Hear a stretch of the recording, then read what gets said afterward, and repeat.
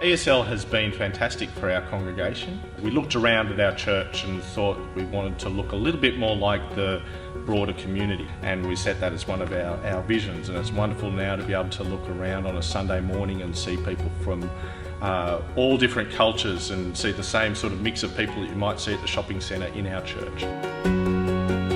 I started at ESL with Melanie. Neither of us are trained teachers, and we saw the need for an ESL class in this area. We came across Anglicare ESL and found that they have a lot of great resources, and by the end of 2 terms, by the end of that year, 3 people had become Christians.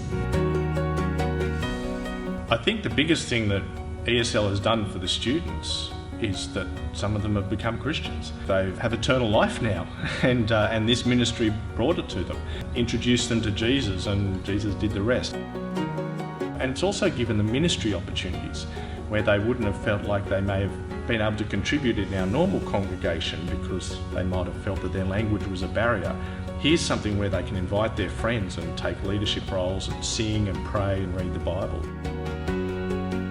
Kate is one of our well-loved members of our group. God has really put on her heart a desire for evangelism. She naturally tells people about Jesus, about what she's learnt, and she's a really good messenger for what we do in Easy English class too. So she'll just invite people she meets at preschool when her son was younger, and now this year he started school, and in the first week of him starting school she had made a new friend, also from Chinese background, and brought her along.